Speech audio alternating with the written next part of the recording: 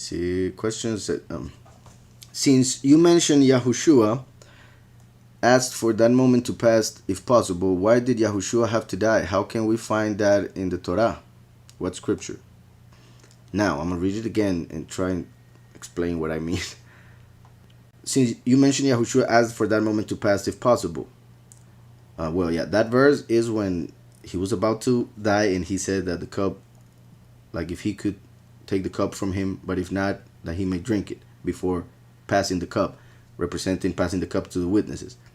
I'm guessing you know that part of scripture, so I'm guessing that's not what you're asking for. Then you said, ask for that moment to pass if possible. Why did Yahushua have to die? Now, that is a huge question that could take hours to explain. Why did Yahushua have to die? You mean, where is the prophecy regarding the fact that he had to die? Because then you say, how can we find that in the Torah? What scripture? So if you mean what scriptures show that he had to die, we have Daniel 9, which we will read in a couple weeks, which is very clear. The Mashiach had to be cut off, which means had to be killed. We have Isaiah 53. We have Psalm 22. We have Genesis 3.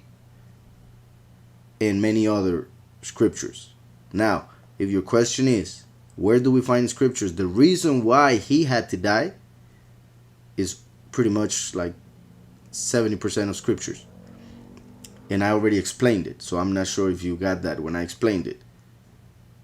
And, well, I explained it in a nutshell, and there are other reasons or other points that could be added. So if you want to add a little bit more of context to the question, I'll be glad to give you some verses. But like I said, the whole Torah explains or shows why he had to come, but it is something that, since it's the whole Torah pretty much, that must be explained, and it can take a while, but it can be explained. Also, we need to understand that death in this world is as an illusion, so it's not like Yahushua stopped living in order for us to live, which is what most people take it as when they hear of the Messiah or the Almighty having to die for us.